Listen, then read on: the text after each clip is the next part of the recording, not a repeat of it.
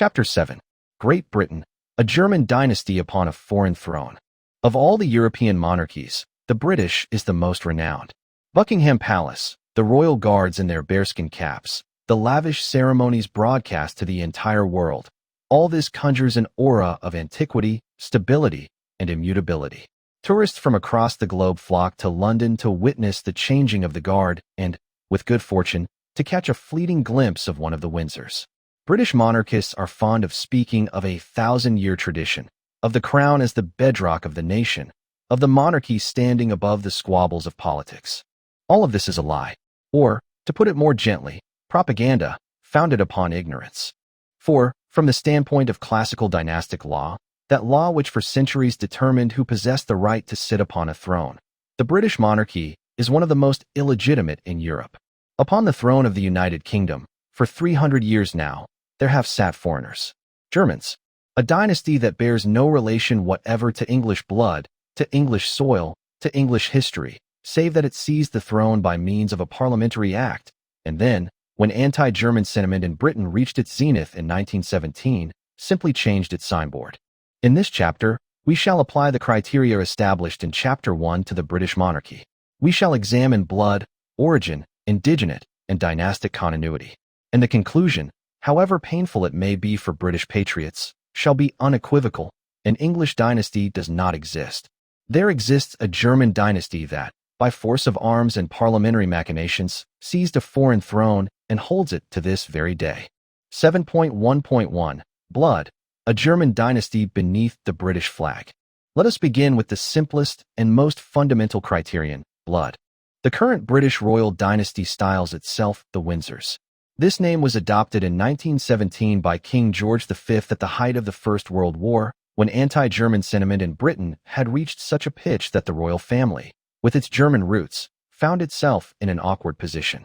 London shops bearing German names were being smashed, German shepherds were attacked in the streets, and the king, whose full title rang with a German resonance, decided it was time to change something. And he did change something: the name. Prior to 1917, the dynasty was called Saxe-Coburg-Gotha. This is a German name, a German duchy, German soil. The ancestors of George V were dukes in Thuringia, in central Germany. They spoke German, married German princesses, and interred their forebears in German crypts. They were Germans, not Britons, not Englishmen, Germans. What transpired in 1917? George V simply went and renamed his dynasty Windsor. This is the name of a royal castle built by William the Conqueror. It sounds handsome, patriotic, English. But a change of signboard does not alter the essence. If I repaint a fence and hang a new plaque upon the gate, my house does not relocate to another country. In precisely the same manner, the renaming of the dynasty did not transform the German Saxe-Coburg-Gothas into English Windsors. They remained Germans. By blood, by origin, by every criterion of dynastic law. To convince oneself of this, it suffices to ascend a single generation. The father of George V was Edward VII, the first king of this dynasty. His father was Prince Albert of Saxe-Coburg-Gotha, the German prince whom Queen Victoria, the last of the Hanoverian dynasty, took as her husband. It is through Albert that the dynasty changed its name. It is Albert who brought German blood onto the British throne. And if we ascend still further, the Hanoverian dynasty, which ruled prior to Victoria, was likewise German. George I, the first king of that dynasty, was born in Hanover, spoke German, and possessed practically no English. He came to England only because Parliament, in 1714, invited him to the throne following the death of Queen Anne, the last of the Stuarts. The genealogies of European monarchies are fond of depicting themselves as mighty trees, their roots plunging into the depths of centuries. The British oak, the French lily, the Germanic ash, all these are familiar metaphors. Yet when one scrutinizes the genealogical tree of the Windsors more attentively, one discovers, in place of an oak, an acacia, a plant with a hollow trunk and thorns, which remains green in the dry season, but offers no shade to him who seeks shelter beneath it. Thus, since the year 1714, a span of more than 300 years, Germans have sat upon the British throne. First the Hanoverians, Germans, then the Saxe-Coburg-Gothas, Germans, then the rechristened Windsors, the selfsame Germans, merely under another name. Not a drop of English blood, No connection whatever to the ancient dynasties that ruled England, to the Wessexes, the Normans, the Plantagenets, the Tudors, the Stuarts. All of this was severed in 1714, and since that time, naught but Germans. From the standpoint of the principle of blood, the first pillar of classical legitimacy, the British monarchy possesses no foundation whatsoever. King Charles III is not the descendant of English kings through the direct male line. He is the descendant of German dukes, brought to the throne by political circumstance. 7.1.2 Indigenate. Foreigners upon the throne since 1714.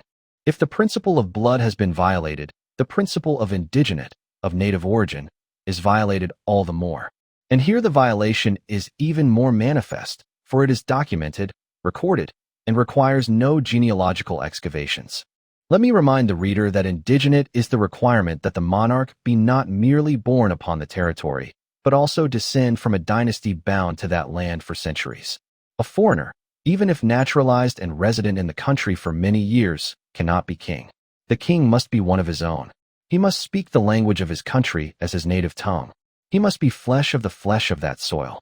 Let us now examine George I, the first king of the Hanoverian dynasty. He was born in Hanover.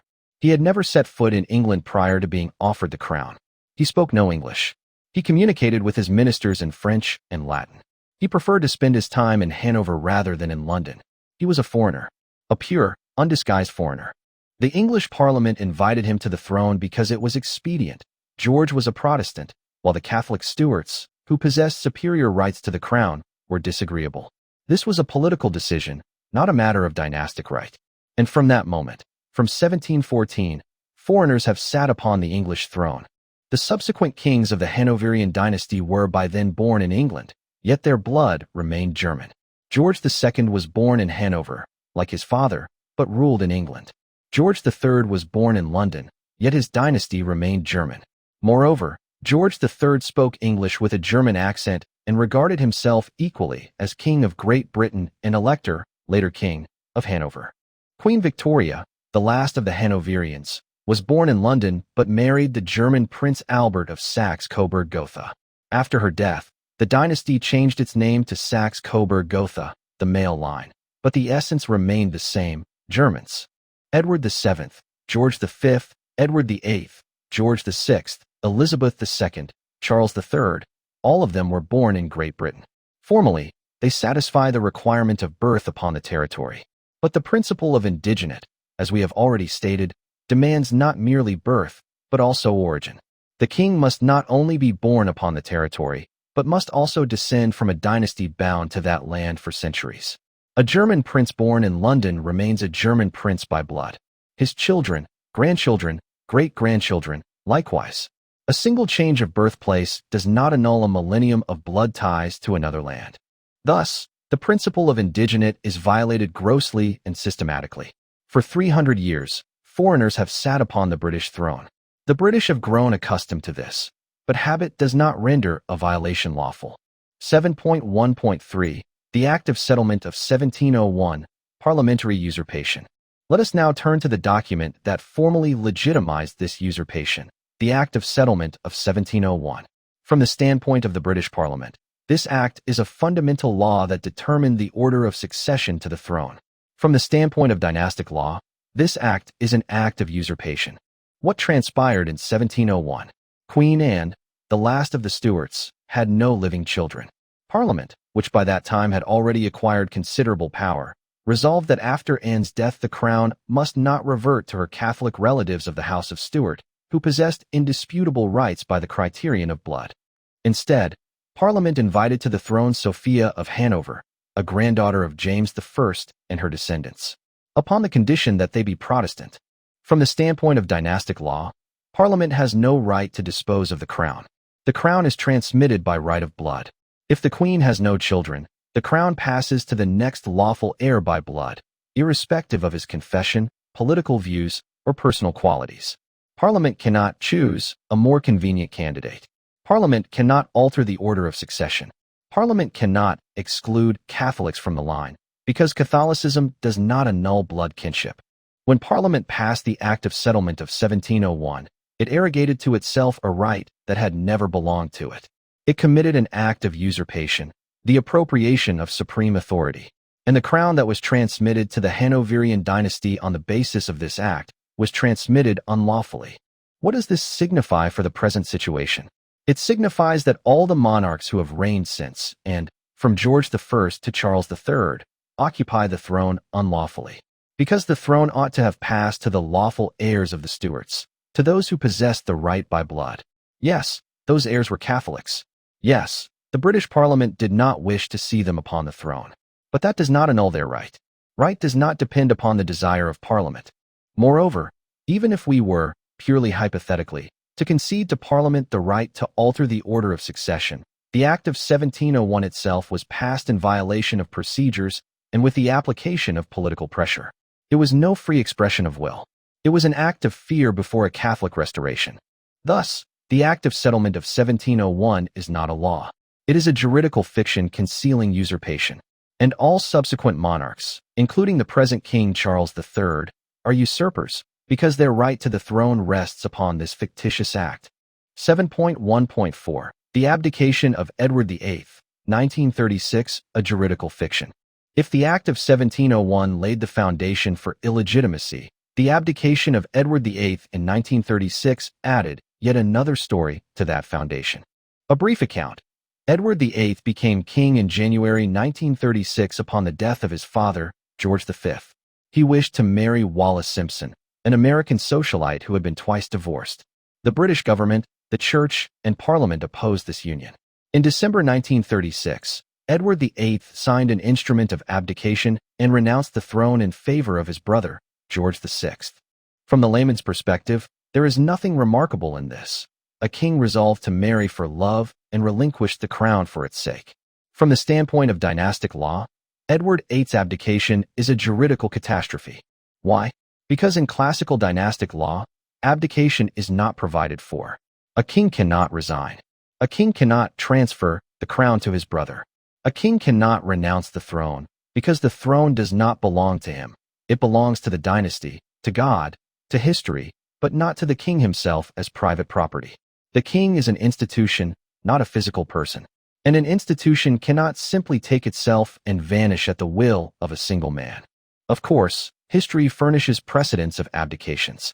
Yet each such precedent was either the result of crude pressure, as in the case of Pope Benedict XVI in 2013, which likewise provoked a storm of protest among canonists, or the result of military defeat, as with Napoleon, or was simply deemed invalid retroactively.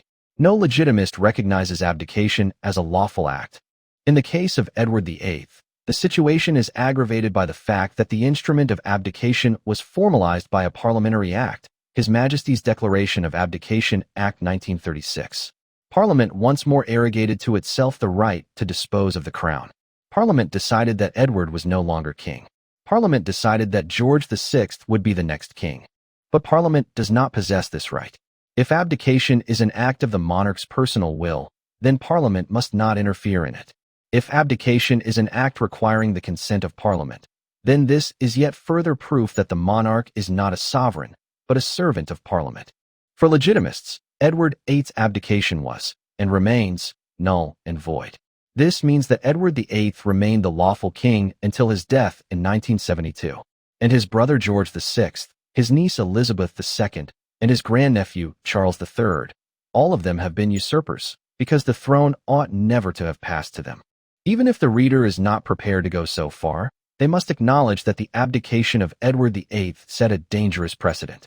If the king can abdicate, then the crown ceases to be a sacred institution and becomes an office from which one may resign. And if it is an office, then why not make it elective? Why not abolish it altogether? The logic of abdication leads to the Republic. The same logic applies to the present situation with Prince Andrew. In 2022, following the scandal involving Jeffrey Epstein and the multi-million-pound settlement paid to a woman who accused him of sexual assault, King Charles III effectively struck his brother from the line of succession. Andrew was stripped of his royal patronages and duties, his daughters of their Royal Highness styles. Yet from the standpoint of dynastic law, this is an usurpation identical to that which occurred in 1936. The king has no right to strike out heirs. Andrew remains in the line of succession. And should the turn ever come to him, Britain will be faced with a choice: a pedophile king or the abolition of the monarchy. More on this in section 3.1.9. 7.1.5. Morganatic marriages, systematic violation. The principle that a monarch must contract marriage with a person of royal blood is one of the cornerstones of dynastic law. A marriage with a commoner is termed morganatic, from the German Morganie, mourning gift, because all that such a wife received was a personal gift from her husband, not a title and not the right of inheritance for her children. Children of a morganatic marriage are deemed incapable of inheriting the throne. This rule was near universal in Europe. Exceptions were made extremely rarely and invariably provoked scandals. The British royal family has systematically violated this rule throughout the entirety of the 20th and 21st centuries. Let us begin with George V, the very man who renamed the dynasty Windsor. He married Mary of Teck. Who was Mary of Teck? She was a princess of Teck, that is to say, a morganatic branch of the House of Württemberg. Her father, Duke Francis of Teck, was the son of a morganatic marriage and possessed no rights to the Württemberg throne. Mary herself did not enjoy the right to the style of Royal Highness, which in the British monarchy is reserved for the children of the monarch, the consorts of princes, and certain other close relatives. Her style was merely Highness, a rank lower. This reflected her morganatic origin. She was a princess of Teck, but not a royal princess.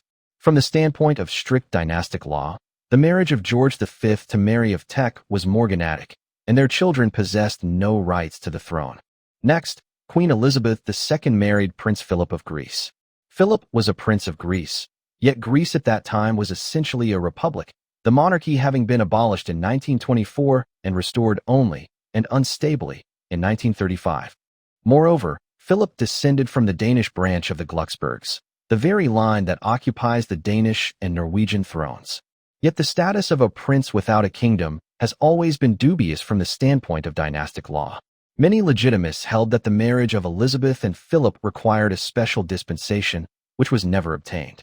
Prince Charles, now King Charles III, married twice, and on both occasions to women not of royal blood. The first was Lady Diana Spencer. Yes, she descended from an ancient aristocratic family, but she was not a princess. Her blood was not royal. From the standpoint of continental dynastic law, the very law that for centuries regulated succession in Europe, the marriage of Charles and Diana was morganatic. Their sons, William and Harry, ought not, from this standpoint, to inherit the throne. Yet the British system, lacking a formal concept of morganatic marriage, simply ignored this violation. The Spencers were sufficiently noble for the absence of royal blood to be overlooked, and the absence of the concept itself made it possible to pretend that no problem existed. Charles's second wife is Camilla Parker Bowles. Here the situation is still worse. Camilla is not of royal blood. She is a divorced woman. From the standpoint of canon law, a divorced woman cannot become queen. And the British system, in which, to suit the reigning dynasty, there is no legal concept of morganatic marriage and laws may be altered at will, found itself faced with a choice. Either recognize Camilla as a full queen, which was impossible, or create a juridical hybrid. It chose the second. Camilla does not bear the title of queen. She is princess consort. Her hypothetical children, had there been any, would not inherit the throne. This is arbitrariness in its purest form. The parliament that permitted this marriage created no legal foundation for it. It simply pretended that the problem was solved. But the problem is not solved. It is merely deferred and masked. The British royal family desires a morganatic marriage, so as not to admit Camilla to the throne. Yet in Britain there are no morganatic marriages. And this rift between the desired and the possible is an ideal metaphor for the entire system. It exists outside the law, by its own arbitrariness, altering the rules as the game proceeds. Finally, Prince Harry, Charles's younger son, married Meghan Markle. Meghan is an American actress, divorced, a commoner. This is a morganatic marriage in its purest form. Their children, Archie and Lilibet, from the standpoint of dynastic law, have no rights to the throne. Yet the British Parliament and the royal family simply ignored this. No one so much as raised the question of legitimacy. Thus we observe a systematic, deliberate, repeated violation of the principle forbidding morganatic marriages. The British royal family has acted as it found convenient, and when rules proved an obstacle, it has ignored them or asked Parliament to alter them. This is not monarchy. This is arbitrariness, cloaked by a crown. 7.1.6 The Royal Titles Act of 1953. Parliament invents titles for the Queen. In 1953, after the coronation of Elizabeth II, the British Parliament passed the Royal Titles Act. This act established that Elizabeth II would bear the title of Queen of the United Kingdom and of her other realms and territories. Distinct titles for Canada, Australia, New Zealand, and other realms were established later. The title Queen of Canada was formally entrenched by the Canadian Royal Style and Titles Act in 1973. The Australian Act followed in the same year. These were separate acts of the parliaments of the respective countries. At first glance, this appears a technical detail, but in truth, it is an act of immense symbolic weight, for it signifies that Parliament may invent titles for the monarch. Parliament may decide precisely how the Queen shall be styled. Parliament may add a new title or remove an old one. From the standpoint of dynastic law, this is an absurdity. The monarch does not receive their titles from Parliament. The monarch receives them from God, from history, from the right of blood. The King of France was King of France because he was born King of France, not because the French Parliament styled him so. In precisely the same manner, the King of England was King of England by right of birth. When Parliament arrogates to itself the right to determine the monarch's titles, it acknowledges that the monarch is its servant, and not the reverse. The monarch exists by the will of Parliament. Parliament may give them a title. Parliament may take it away. This is not a monarchy. It is a republic in which the president is styled king for the sake of appearances. And indeed, in Canada, Australia, and the other Commonwealth realms, the parliaments of those countries also passed acts recognizing Elizabeth II as their queen. Yet this merely underscores the absurdity. One and the same person is queen of different countries because the parliaments of those countries so resolved. If Parliament can make a person a queen, Parliament can also cease to regard them as such. And this means that the monarchy in those countries rests exclusively upon the will of Parliament, and not upon the right of blood. 7.1.7 Juridical conclusion. An English dynasty does not exist. Now that we have examined all the criteria, we may draw the threads together. Criterion status explanation. Blood grossly violated. The dynasty is of German origin, Saxe-Coburg-Gotha, renamed Windsor. No connection whatever to the ancient English dynasties. Indigenate, native origin, grossly violated since 1714. Foreigners have sat upon the throne, the Hanoverians, then Saxe-Coburg-Gotha. George I spoke no English. Dynastic continuity grossly violated. The Act of Settlement of 1701, parliamentary usurpation. The abdication of Edward VIII, a juridical fiction. Absence of morganatic marriages systematically grossly violated. George V, Elizabeth II, Charles, Harry, all contracted marriages which, from the standpoint of dynastic law, are morganatic. The monarch is not the servant of Parliament. Grossly violated. Parliament passes acts on succession, on royal titles, permits morganatic marriages. The monarch is the servant of Parliament. What do we behold? Not a single criterion of classical legitimacy is met. The British monarchy satisfies not one requirement of dynastic law. An English dynasty does not exist. There exists a German dynasty that, since 1714, by force of arms, the army, by parliamentary machinations, the Act of 1701, and by propaganda, the renaming of 1917, has seized a foreign throne and holds it to this very day. Charles III is not King of England by right. He is the descendant of German dukes whom the British Parliament invited to the throne because it was politically convenient. He bears no relation whatever to Alfred the Great, to William the Conqueror, to the Plantagenets, to the Tudors, nor even to the Stuarts. He is a foreigner upon an alien throne. And all that separates him from the full acknowledgement of this fact is habit, propaganda, and the unwillingness of the British people to reflect upon who truly rules over them. 7.1.8 Harry Hitler, the drunken heir, the swastika, and the German dynasty. In January 2005, the tabloid The Sun published a photograph that circled the globe. In it, the 20-year-old Prince Harry, third in line to the British throne, was captured at a costume party in Nazi uniform. Upon his arm, a swastika armband. In his other hand, a cigarette and a glass of alcohol. He is smiling. He is enjoying himself. The theme of the party was natives and colonials. His brother William appeared in a leopard costume. Friends came in carnival attire depicting the inhabitants of Asia and Africa. Harry chose the uniform of Rommel's Afrika Korps, an elite unit of the Wehrmacht that fought in North Africa. The swastika, the death's head, the symbol of a regime that annihilated millions and unleashed the bloodiest war in human history. One parliamentarian proposed withdrawing Harry's application to enter the Royal Military Academy at Sandhurst. The apology was pitiful. "I am very sorry if I caused any offense or embarrassment," read the statement issued by Clarence House. "It was a poor choice of costume, and I apologize." Note the if. If I caused any offense. That is to say, he was not certain that wearing a swastika could cause offense to anyone. That if said more about Harry than his entire subsequent career as a philanthropist. Yet the royal family once more protected its own.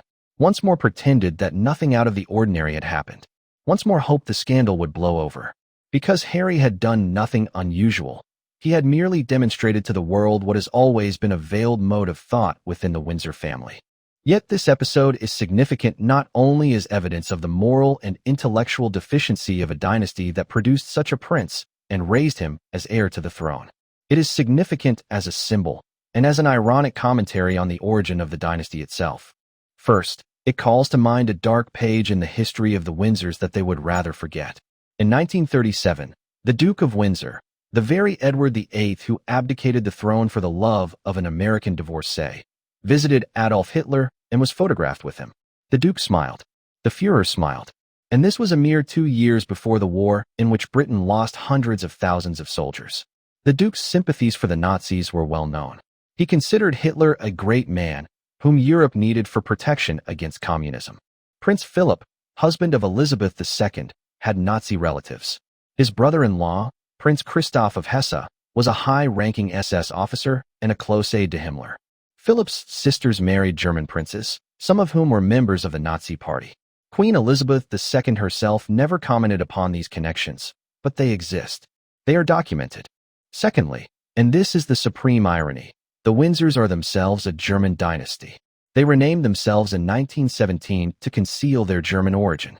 And here we have the heir of this German dynasty donning the uniform of the German army that fought against his own country. He dons the swastika, the symbol of a regime that regarded Slavs as subhumans and the English as enemies fit for subjugation. He dons it for a party where his friends are playing at natives. What is this, if not an expressive manifestation of that which is the norm within the Windsor family? If not a public display of their true views? Views that are usually concealed behind the facade of official ceremonies and rehearsed smiles. Harry, of course, later termed this episode one of the greatest mistakes of my life. In his memoir Spare, he shifted the blame onto William and Kate Middleton, who had allegedly advised him to choose that costume. Is it for this that British taxpayers maintain this family? Is it for this that young Britons go into the army and risk their lives? So that some drunken prince in a Nazi uniform can mock the memory of those who fought against Nazism? So that a 1,000-year dynasty, which is in reality a 300-year German occupation, can produce such heroes? Some will say this happened 20 years ago. Harry apologized. He was young and foolish. Indeed, Harry was 20. This is the age at which others fought the Nazis. The age at which British soldiers perished under German bombs. The age at which a young man ought already to understand that a swastika is not a carnival accessory. If a 20-year-old prince does not understand this, what does that say about the quality of upbringing in the royal family? And about the family itself? This episode with the swastika, however, has deeper roots when viewed from the perspective of the internal intrigues within the royal house. As stated above, in his memoir Spare, Prince Harry made a shocking claim. According to him, the scandalous Nazi costume, the very one with the swastika, was not chosen by him. He asserts that his brother William and Kate Middleton approved the costume before the party. Moreover, they appreciated it and expressed no concern whatever. If this is true, we are dealing not merely with Harry's stupidity. We are dealing with a cynical operation to discredit one's own brother. William, the heir to the throne, and his wife could not have failed to know that a Nazi uniform is no carnival costume. They could not have failed to understand what a scandal would erupt. And nevertheless, they approved. Harry was the dupe. He put on the costume. He made the headlines as the Nazi prince. And William and Kate remained in the shadows, clean, untarnished, exemplary. Harry's military career was jeopardized. His application to Sandhurst came under threat. His reputation was destroyed. William quietly bided his time. And then, a figure around whom sufficient rumors already swirled for the royal family to use them to their advantage, Meghan Markle, an American actress, divorced, a commoner, etc. Harry fell in love. And again, according to Harry, William and Kate did everything to portray Meghan as an outsider, troublesome, unsuitable for the royal family. Was this coincidental? Or was it the second phase of the same operation? To destroy Harry, to isolate him, to force him out of Britain so that he would not obstruct William? Harry claims that Kate and William were the source of negative leaks about him and Meghan to the press. He writes that they played dirty games, leaking stories to cast Meghan in a bad light and themselves in a good one. Harry openly accused Kate of leaking stories to the press that hounded Meghan. She was not the sweet, carefree princess everyone saw, he writes. So who truly stands behind the persecution? The author of this book does not assert that Meghan was sent. The author has no proof whatever. But the very fact that such a thought enters the minds of millions speaks volumes. The Windsors are not a family. They are a corporation in which a ruthless struggle for power is waged. And Harry is not the spare, as he called himself. He is a victim of a system that grinds up anyone who stands in the path of the heir. In 2026, after the publication of millions of pages of Epstein files, the name of Meghan Markle found itself at the center of scandal. Mainstream media hastened to declare that her name appeared in correspondence by chance, and that the photographs were fake. But why are they so certain? Why did they so swiftly deny everything, without waiting for an independent investigation? And why did Meghan Markle's name surface in the documents of a pedophile at all, if she had no connection to him? The author of this book does not assert that Meghan Markle was a yacht girl or an agent. The author merely poses the question, if there is so much smoke around her, where's the fire? We have already asked the question, why did William and Kate, according to Harry himself, so readily agree to outfit him in a Nazi uniform? It was not simply foolish advice. It was an operation to destroy a reputation. But let us be honest. William in 2005 was a 23-year-old young man, unburdened by intellect. His education left much to be desired. He barely passed his exams at Eton, failed the university entrance tests. He chose the University of St. Andrews, but with results nowhere near the standard requirements. He was not a strategist. He was an executor.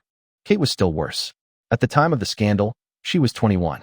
She was a student, a future queen consort, whose principal task at that moment consisted of smiling correctly and avoiding the tabloids with compromising material. Her intellectual abilities, to put it mildly, were never her strong suit. Later, having already become a duchess, she became famed only for her impeccable dress and her ability to dodge sharp questions. She was the daughter of wealthy but non-aristocratic parents. Her education, history of art at the University of St. Andrews, where, by general acknowledgement, she did not shine. She had no political experience, no press connections, no access to royal advisors beyond those allocated to her. She was, essentially, the girl who won the lottery by marrying a prince, or the girl who was selected like a racehorse and assigned to the prince. And this woman, according to Harry's version, suddenly became a strategist, coordinating leaks, organizing persecution, manipulating the press. At 21, when she had only just entered the royal family, she was afraid of making a mistake. Her mother-in-law, Queen Elizabeth II, was alive and influential. The courtiers who had served the crown for decades looked down upon her. She was there on sufferance. Kate could not have been the conductor of this symphony. She had neither the power, nor the experience, nor the resources for it. She could only have been an instrument, a violin, upon which others played. Who are these others? Those who advanced her into this role. Those who invested millions in her career. Those who have for decades been weaving webs around the British throne. Their names are known, but they rarely appear in the papers.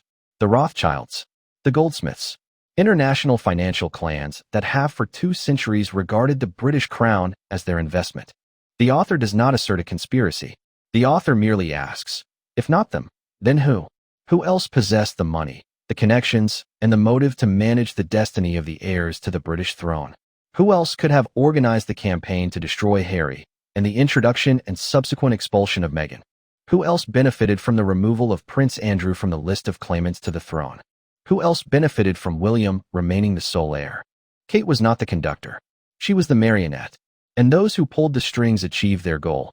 Harry is banished. Meghan is destroyed. William is the future king. And Kate? She received the crown. But at what price? Now the entire world knows she was a pawn in another's game.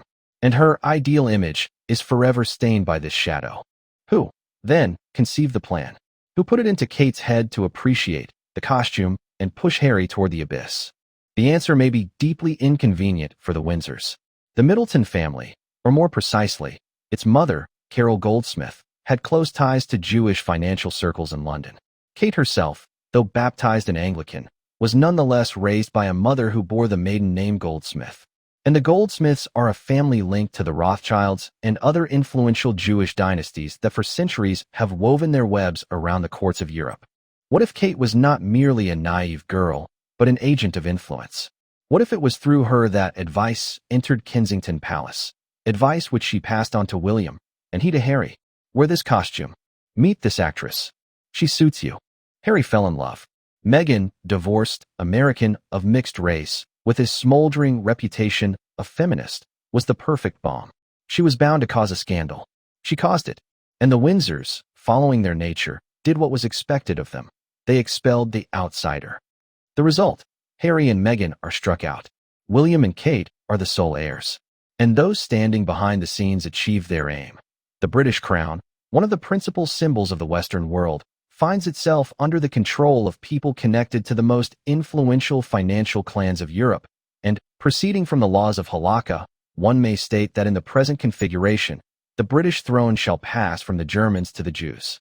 The author does not assert that Kate and the Rothschild clan stand behind the Meghan scandal. The author merely asks questions. Why did Kate, a girl of no outstanding intellect, suddenly become a key player in this intrigue? Where did she acquire such skills of manipulation? A young woman who at that moment was only 21 and existed on sufferance. And why was she unafraid of the consequences of even attempting to sow conflict between William and Harry? And who stood behind her shoulder when she gave advice to the heir to the throne? July 1st, 10. The Internal Wars of the Windsors. The preceding sections of this chapter were devoted to the juridical illegitimacy of the British monarchy, German blood, the violation of indigenat, parliamentary usurpation, morganatic marriages. All of this constitutes fundamental, indisputable facts, which are in themselves sufficient for a verdict. But there is also another layer. A layer that does not concern laws and parliamentary acts. A layer that lays bare the inner rot of the Windsors, their intrigues, their struggle for power, their mutual betrayals. The reader must understand, the Windsors are not a family. They are a corporation where each one battles for a place by the throne. Camilla versus William, the battle for the regency. The official narrative holds that King Charles III and his wife Camilla are a model couple, and that the heir, William, is a loving son who respects his stepmother. The unofficial one is quite different. Insiders claim that Camilla has striven for the crown for decades, and now that she has received it, albeit without the title of queen, only as princess consort, her goal is to secure the future for her own family, not for William. It is said she lobbies the interests of her children from her first marriage, Tom Parker Bowles and Laura Lopez, attempting to bring them into high society at the expense of the crown's resources.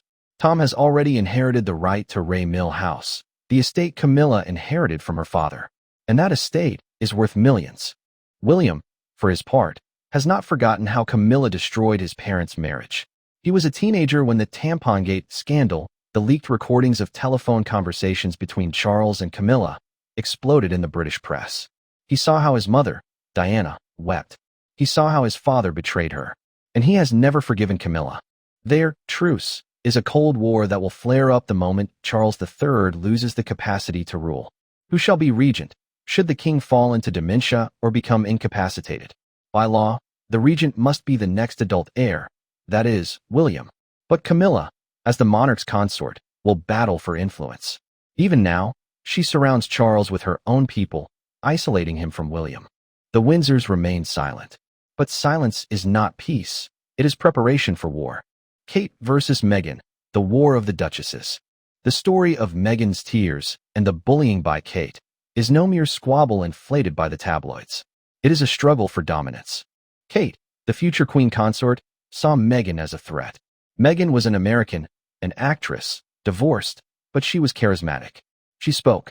She smiled. She instantly became a darling of the press. Kate, who had spent decades polishing the perfect smile and the perfect image, found herself in the shadows. The operation to expel Meghan was planned within Kensington Palace. Leaks to the press, anonymous sources, chance photographs in which Kate appeared flawless and Meghan bewildered. The story of how Meghan made Kate cry at the bridesmaid's dress fitting for Princess Charlotte was immediately refuted. But the refutation came out quietly, while the accusation rang loudly. This is the classic technique of information warfare. It was not defense, it was execution. And Kate won. Meghan and Harry are banished, living in California, writing memoirs, and producing series for Netflix. And the halakhic Jewess Kate is the future queen, even though her marriage to William is morganatic. But at what price? Now the entire world knows that the Windsors devour their own. Megxit has become a symbol of the cruelty and hypocrisy of the British monarchy. Prince Andrew, the Trojan horse. Charles struck Andrew from the heirs. Formally, a voluntary withdrawal from duties. In reality, a public execution. Andrew no longer appears at ceremonies. His daughters, Beatrice and Eugenie, are stripped of their Royal Highness styles. His name has been removed from all royal websites. Yet juridically, this is null and void. The king has no right to strike heirs out. The order of succession is determined by the Act of Settlement of 1701 and subsequent acts. Andrew stands in that order. No act of parliament removed him. There was no abdication on his part. Andrew is a sleeping claimant, and he has a motive. His daughters are humiliated. He himself has been made an outcast. His name is forever linked to Jeffrey Epstein and accusations of sexual assault. Yet he has access to old archives, to secrets he has amassed over decades. He knows where the skeletons lie in the Windsor closets. What if Andrew resolves to take revenge? What if he begins to leak compromising material on Charles and Camilla? He already has nothing left to lose. His reputation is destroyed.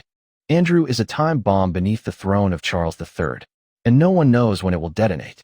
But what pride will the English feel if an officially acknowledged pedophile king sits upon their throne? Yet the Epstein scandals are merely the tip of the iceberg. Royal biographer Andrew Loney, who wrote a book on the House of York, claims that for decades Andrew invited prostitutes into Buckingham Palace. Staff complained to superiors. Nothing was done. What is more, the prince used his bodyguards, paid for by taxpayers, to procure women. He sent them to the Royal Ballet to invite ballerinas to meet him. He preferred blondes. Andrew had a signature move. He would bring women into the throne room of Buckingham Palace and permit them to sit upon the Queen's throne. Photographs of such visits were never published, but witnesses confirmed them. This is the man who was the Queen's second son, who received millions from the budget, whom the Queen called my favorite son, and who used his position to organize systematic sex parties in the country's principal palace. We should note, however, that Andrew is not the only one who behaved thus in the royal family. In 2015, a video swept the internet. A naked man clambers down knotted bedsheets from a window of Buckingham Palace, slips, and falls. Officially, this was termed an advertisement for a television series. Yet why did the advertisement look like amateur footage? Why did no one come forward as the actor? Why was the video removed from all platforms? It is possible this was a real incident which the royal family hastened to cover up, and the series became a convenient screen. The author does not assert, but the reader is entitled to ponder. The mystery of Harry's paternity. Millions of people see that Prince Harry is the double of James Hewitt, his mother's lover. Not only the hair color, but the shape of the face, the set of the eyes, the smile, even the gestures. Official figures, including Hewitt himself, deny paternity, pointing to dates. Hewitt claims that his affair with Diana began in 1986, when Harry was already 2 years old. Yet Harry himself was born in 1984. If Hewitt is to be believed, he cannot be the father. But millions of people do not believe Hewitt. They see what they see. Diana, the mother of William and Harry, was no saint. Here is only a part of the publicly known list of her lovers. Name whose status of confirmation. James Hewitt, riding instructor confirmed by Diana herself through her bodyguard Ken Wharf and in Andrew Morton's book. Dodi Al-Fayed, son of an Egyptian billionaire, confirmed, died together. Oliver Hoare, art dealer, confirmed through Diana's letters. Hasnat Khan, cardiologist, confirmed through Diana's own interviews. And here's what is strange. Why, then, did William and Kate, according to Harry himself, in his memoir Spare, so readily agree to outfit him in a Nazi uniform with a swastika? Why did they appreciate the costume and not warn him of the consequences? Why did they help destroy his reputation? Perhaps because they know the truth? Because, to them, Harry is not a brother, but a stable hands bastard who had to be shoved from the path to the throne. William is the future king. Harry is the spare, as he himself titled his memoirs. Yet even a spare can be dangerous if he has lawful rights to the throne. And if Harry is a bastard, his rights are nil. Harry, if he reads this book, must reflect. He was cast out not only because of Meghan. He was cast out, perhaps, because he was always an outsider in this family, and perhaps through Meghan ideas were being transmitted on how to clear the path to the throne of potential rivals. The Rothschild Trail. The Middleton family, its mother, Carol, bore the maiden name Goldsmith. This name is well known in the Jewish circles of Britain. The Goldsmiths are a family linked to the Rothschilds and other Jewish financial dynasties. It is officially maintained that Kate herself is, of course, baptized and attends the Anglican Church. Her children, Prince George, Princess Charlotte, and Prince Louis, are raised in the Christian faith. Yet, according to Jewish religious law, halakha, the public adoption of another faith, or even a formal renunciation of Judaism, does not alter the status of a Jew if the mother is a Jewess. As it is said in the Talmud, Shulchan Aruch, YD 268:12, a Jew who, whether by compulsion or voluntarily, adopts another religion remains a Jew in every respect. Moreover, his children, even if born and raised in Christianity, are also considered Jews. Thus, the argument that Kate goes to church proves nothing from the standpoint of halakha. And here is what is important. Jewish history knows a multitude of instances where Jews, under threat of death or expulsion, publicly adopted Christianity while secretly remaining faithful to Judaism. They were called anusim, the coerced, or, pejoratively, Marranos. According to Jewish law, halakha, such people remain Jews. Their children and grandchildren, likewise Jews, even if they go to church, even if they become kings. Therefore, the argument that Kate had a church wedding proves nothing. If Carol Goldsmith had Jewish roots, then Kate is a Jewess according to halakha. And if Kate is a Jewess, then her children are also Jews. Thus, the future kings of England are Jews. The most Christian monarchy, which for centuries persecuted the Jews, expelled them, robbed them, accused them of ritual murder, now itself consists of Jews. An irony of fate, or a planned marriage. The author does not presume to assert, but the reader is entitled to ponder. July 1st, 11, Puppets and Puppeteers, the intellectual bankruptcy of the hereditary system. Harry donned a Nazi uniform not because he was young and foolish. He donned it because he truly is foolish. And this is not an insult, but a clinical statement of fact, which, in any normal system, would have weeded such a person out of any responsible post, let alone the throne. But let us be honest. William, at the time of the scandal, was not much brighter. His education, Eton, the University of St. Andrews, bears witness not to his intellect, but to his privilege. Like Harry, he has never in his life competed. He did not sit exams under general conditions. His teachers, his mentors, his commanders in the army, all of them fawned upon him. All were afraid to give him a failing mark, a poor reference, to say he was not good enough. Because he is the future king. And what is to be said of Kate? A girl from a wealthy but far from brilliant family, whose intellectual abilities, to put it mildly, were never her strong suit. Her principal achievement is a correct smile and the ability to avoid scandals. She is the ideal queen consort for the age of Instagram, a pretty picture with nothing behind it. And all three of these people, Harry, William, Kate, whose combined intellectual level scarcely reaches that of an average student at any provincial university, are the principal figures in the most famous monarchy in the world. Do they make decisions? No. Do they run the country? No. Do they even manage themselves with any ease? No. Then who manages them? Who makes decisions in their name? Here we arrive at the fundamental law of all monarchical courts, from Babylon to Britain. Behind every throne stands a network of shadows. Coalitions of advisors, courtiers, financial counselors, brothers-in-law, and cousins, all battling for influence over the monarch. The monarch is not a ruler. The monarch is a battlefield. And the duller and weaker the monarch, the more intense the battle for control over them.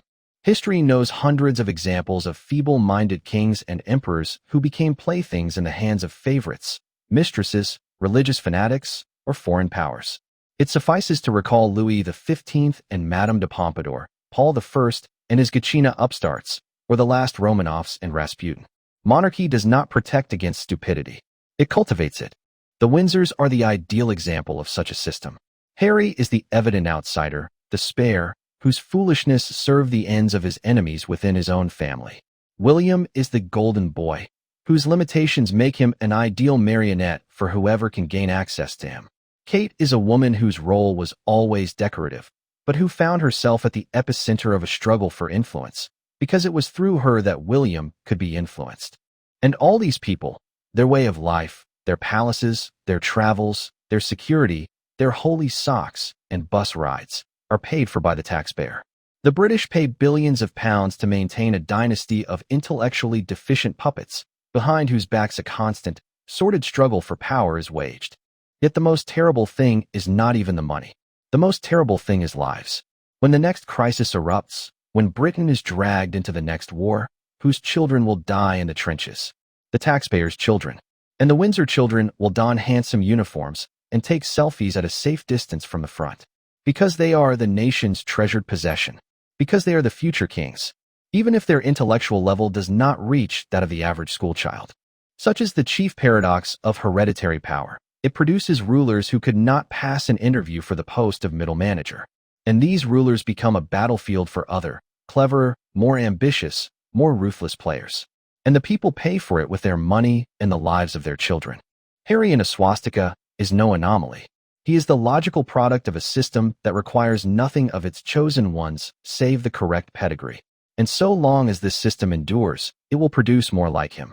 And behind their backs there will always be those who pull the strings. July 1st, 12. Moral decay. Juridical illegitimacy is the foundation. Yet there is also a moral decay, which shall be examined in detail in Chapter 4. Here we shall merely mention a few facts, so that the reader may understand. The Windsors are rotten not only juridically, but morally. Prince Andrew, the second son of Queen Elizabeth II, was an intimate friend of Jeffrey Epstein, a pedophile who organized a network for the sexual exploitation of minors. In 2022, Prince Andrew paid millions of dollars in settlement to a woman who accused him of sexually assaulting her when she was 17. He was stripped of his royal patronages and styles, but retained his fortune and continues to reside on a royal estate. The marriage of Prince Charles and Lady Diana Spencer, presented as a fairy tale, was a farce from the very beginning. Charles never ceased his relationship with Camilla Parker Bowles, whom he eventually married after Diana's death. Diana, for her part, had affairs with James Hewitt, Dodi Al-Fayed, and others. The British tabloids profited from this for decades, while the royal family affected to notice nothing. Millions of Britons and people across the world see the striking resemblance between Prince Harry and James Hewitt, his mother's lover. A resemblance that extends far beyond hair color, the shape of the face, the set of the eyes, the smile, even the gestures. Official figures, including Hewitt himself, deny paternity, pointing to dates. Yet millions of people see what they see. And this rift between the official version and the obvious is the perfect metaphor for the crisis of trust in the institution of monarchy as a whole. Royal propaganda portrays the Windsors as a model of family values, as the moral compass of the nation. But the reality is Epstein, divorces, adulteries, lawsuits, and perpetual scandals. The Windsors have no right to preach morality. They themselves are the embodiment of decay. Yet, I repeat, this is merely a supplement to the principal argument. The main point is juridical illegitimacy, and it is proven. An English dynasty does not exist. There exists a German dynasty that seized an alien throne and holds it by means of parliamentary fictions and police force. July 1st, 13. Dismantling the Windsors, a judicial strategy for a British citizen. This chapter has demonstrated the Windsors have no right to the throne.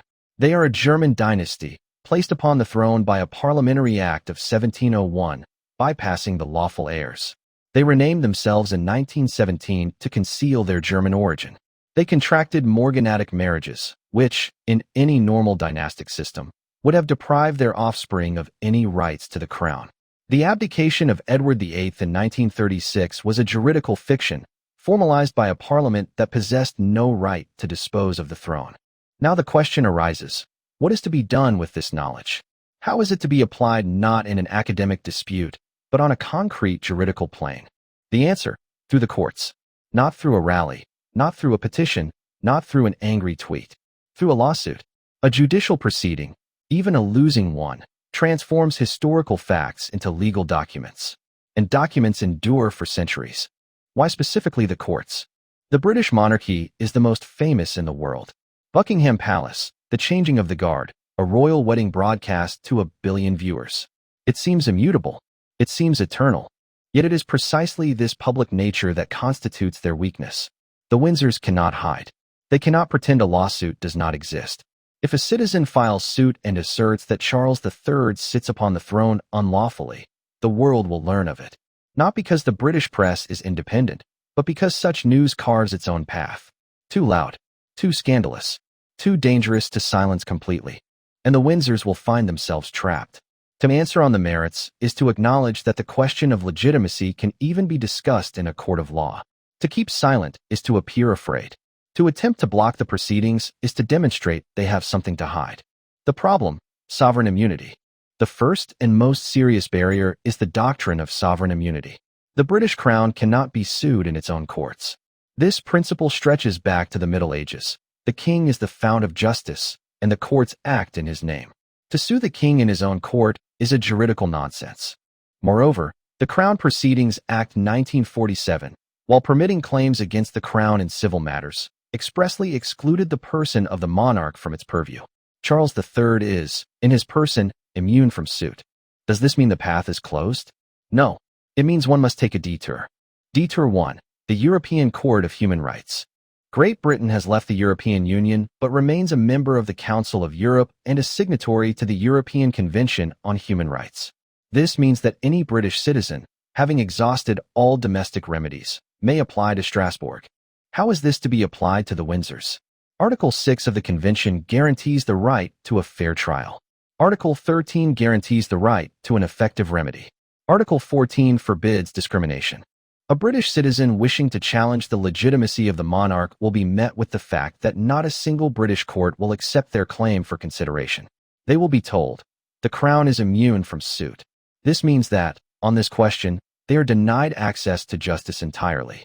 And this is a direct violation of Article 6 and Article 13 of the Convention. Furthermore, one may appeal to Article 3 of Protocol No. 1, which guarantees the right to free elections of the legislature. If the parliament that passes laws in the name of the people was formed under conditions in which the head of state occupies their post unlawfully, then the electorate is deprived of legitimate representation. This is not a historical abstraction. It is an ongoing constitutional defect. The ECHR cannot depose Charles III, yet it can find that the British state violates the rights of its citizens by denying them judicial protection on the question of the head of state's legitimacy. Such a finding, even if limited to a declaration of violation, would be a juridical bomb that could not be ignored in London, Edinburgh, or Ottawa. Detour 2. The courts of the Commonwealth realms. Canada, Australia, New Zealand. All of them recognize the British monarch as their head of state. Yet their courts are not courts of the Crown in the same sense as the British ones. A Canadian court is not obliged to apply the British doctrine of sovereign immunity in the same scope. A Canadian citizen may file a suit not against Charles III personally, but against the Canadian state, which recognizes him as king without sufficient legal grounds. The subject of the action is not the deposition of the monarch, but the acknowledgement of a juridical fact. The person occupying the post of head of state has no lawful right to it. A Canadian court may dismiss the suit, yet it must explain why. And that explanation, unlike the British, the Crown is immune, must rest on Canadian law, the Canadian Constitution, and Canadian precedents. And Canadian law is considerably more flexible on this question. Who may be a plaintiff?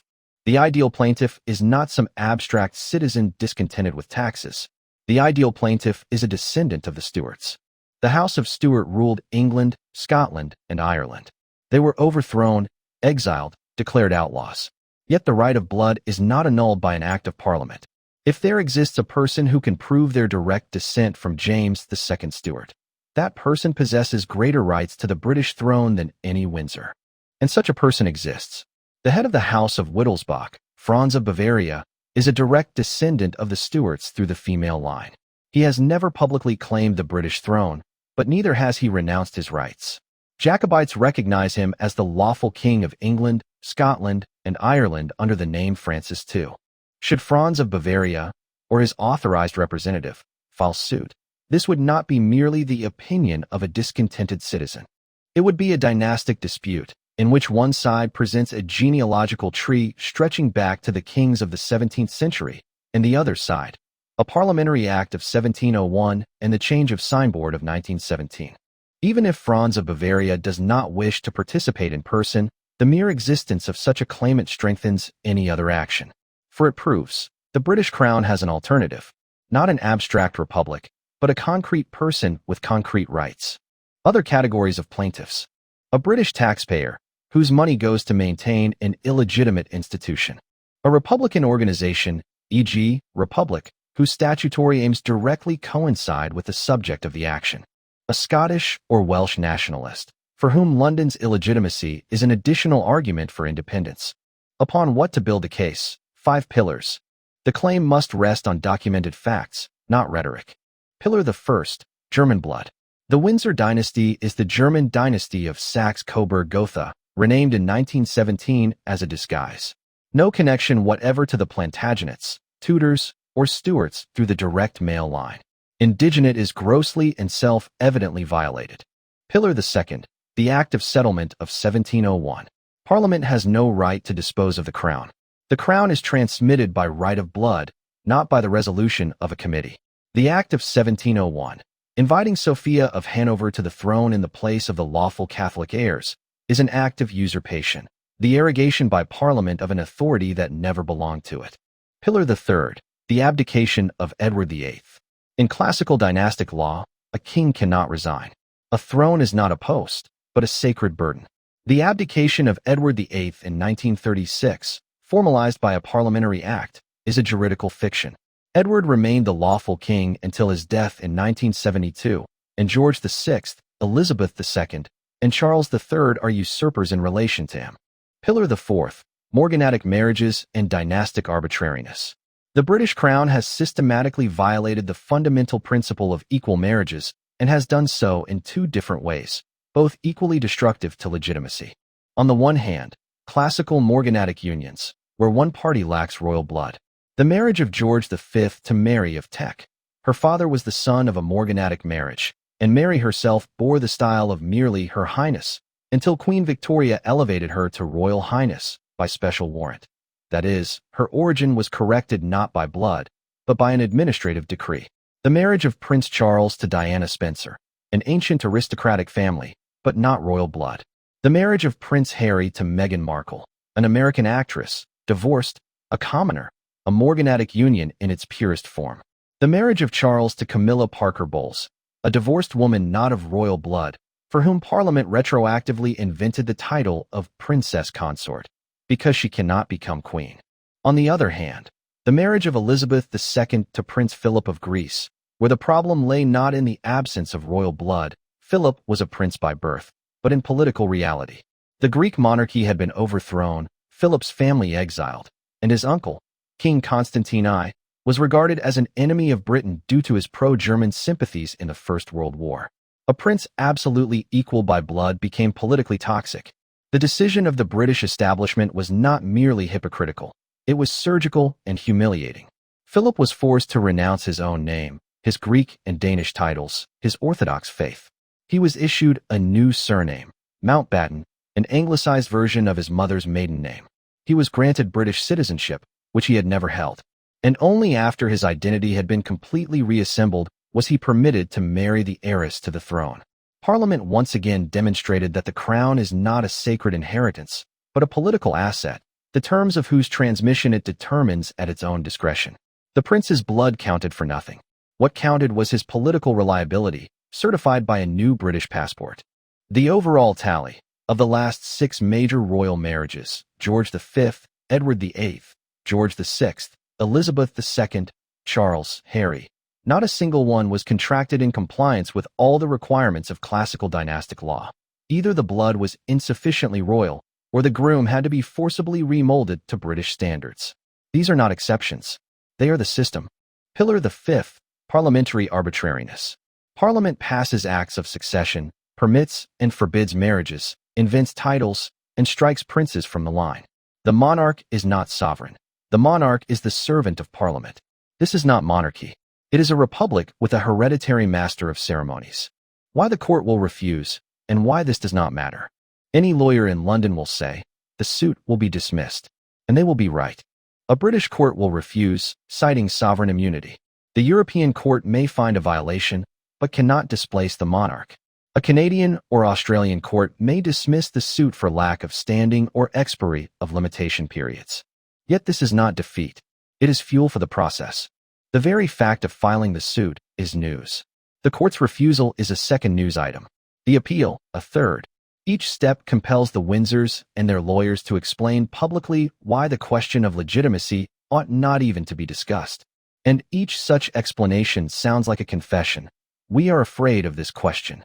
The arguments of the suit will be recorded in a juridical document. This document can be quoted. It can be appended to a book. It can be forwarded, published, translated into other languages. It becomes a part of the public domain. And the British press, for all its venality, will not be able to ignore a suit by a descendant of the Stuarts against the Windsors. It is too juicy a story.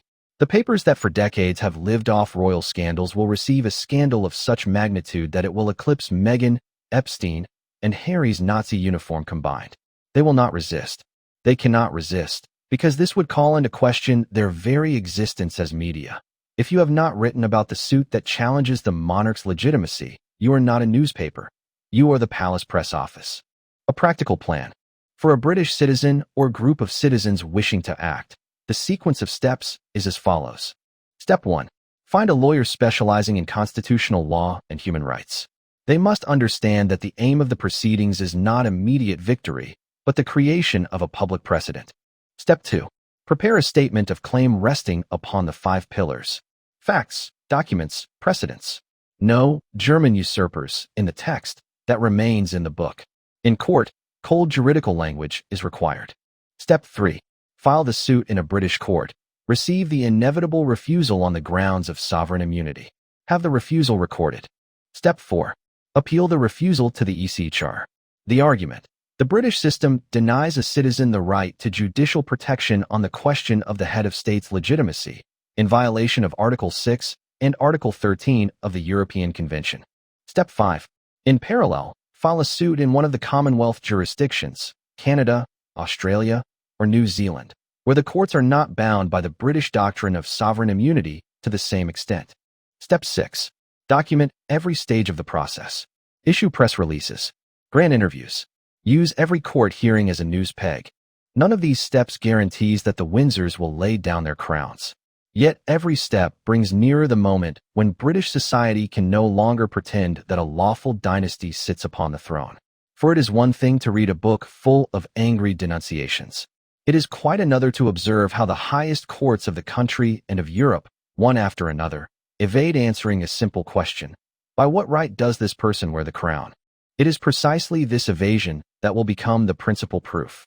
They have nothing to present, save a parliamentary act 300 years old and a change of signboard 100 years old. And one day, this shall prove insufficient.